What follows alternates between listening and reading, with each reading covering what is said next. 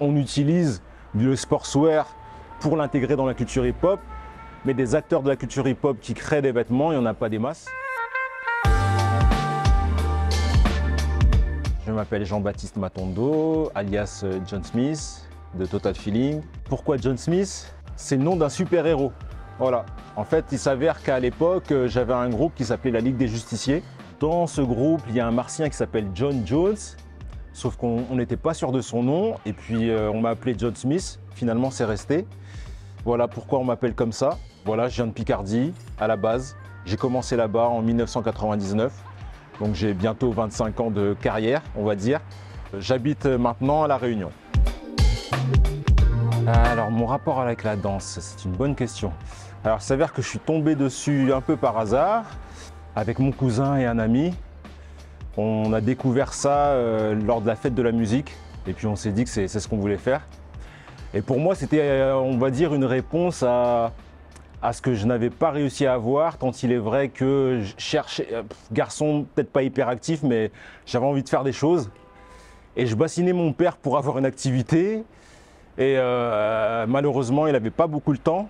Et ben voilà, le b-boying, en tout cas le hip-hop, c'était la réponse à ce que je n'avais pas. Donc j'ai plongé dedans tête baissée et j'y suis encore. Avant de danser, j'ai rappé, c'est ça. J'ai commencé à 12 ans, quelque chose comme ça, baigné par Arsenic. C'est la raison pour laquelle j'ai choisi cette musique de Lino. Le rap amène la danse amène le graphe. Mais voilà. En tout cas, disons que les mots avec les lettres et les mots dans la danse, ça m'a parlé. Voilà.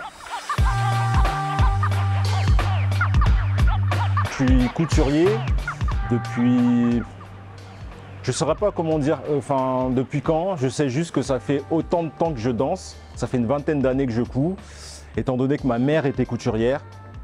Mon père savait coudre aussi. Et c'est ma mère qui m'a donné la passion de la couture, qui m'a permis de continuer les études dans ce domaine-là. Et puis pour moi, c'est logique en fait. La couture et la danse, disons, le vêtement et la danse, ça va ensemble. Étant donné qu'en tant que danseur, c'est pour le public, en tout cas c'est pour des personnes qu'on danse. Non, à la base c'est pour soi-même. Mais ce que je veux dire, c'est qu'on le présente aux gens. Donc être présentable, c'est plutôt une belle chose. Donc être présentable dans le mouvement comme dans le vêtement, voilà, pour moi ça me paraît logique.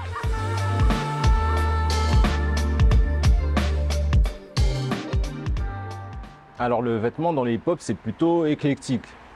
Tu as dû remarquer que en hip-hop, en tout cas les danseurs, sont habillés de toutes les façons. Ça peut passer du jogging au jean, au costume. Dans l'hip-hop, il n'y a pas de règle du tout.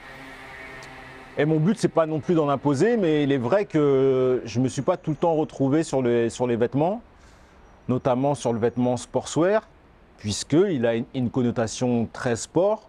Et le hip-hop, en tout cas toutes les catégories hip-hop, pardon, qui sont des arts à part entière, moi j'avais besoin de créer un vêtement qui me ressemble, qui puisse ressembler à d'autres aussi.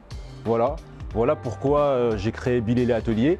C'était une réponse à ça, quelque chose qui me manquait dans le vêtement.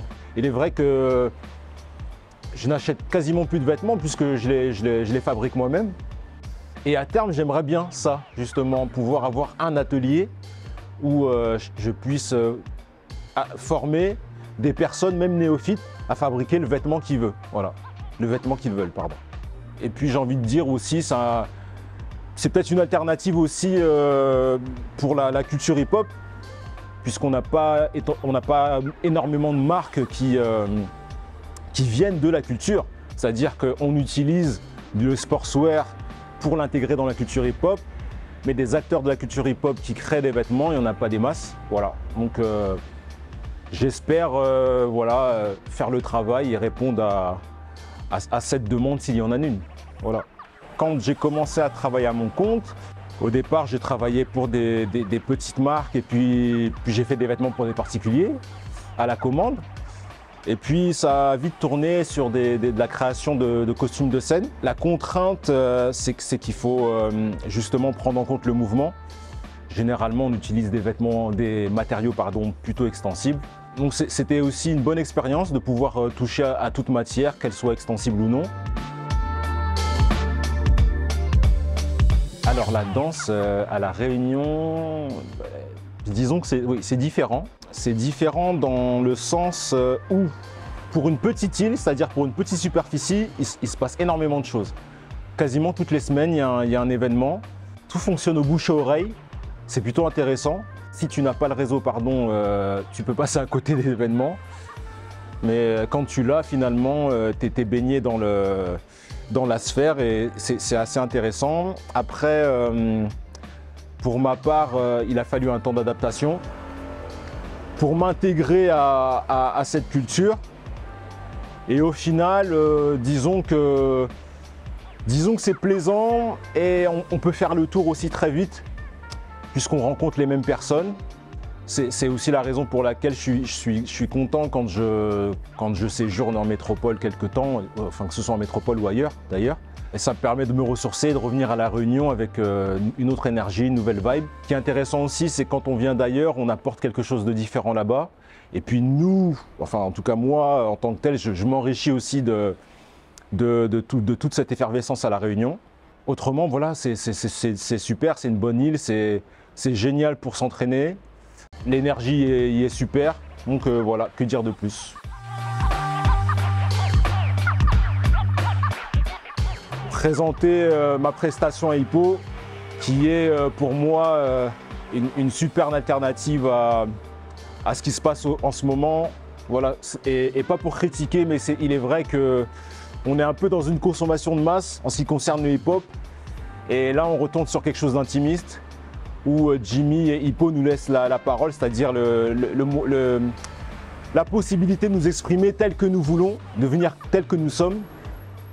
Et voilà, donc merci Hippo. C'est toujours agréable de revenir ici, parce qu'à Paris, il y a une vraie effervescence et quand tu es ailleurs, tu t'en rends compte. Voilà. Donc merci à tous ceux qui me suivent. Hein. Et surtout, suivez Bilele Atelier. Voilà, c'est mon nouveau produit. J'espère être millionnaire avec vous.